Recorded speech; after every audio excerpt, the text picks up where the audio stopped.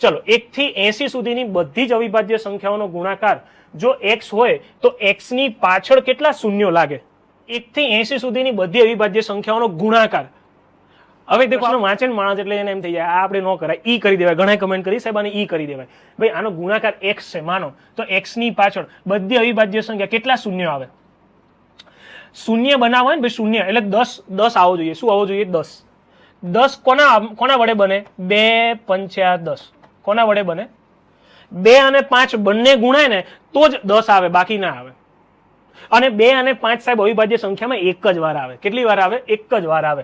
હા, 2 અને 5 આ બંને તમે અવિભાજ્ય સંખ્યાઓ લખો તો આમ લખો ને 2 3 5 7 11.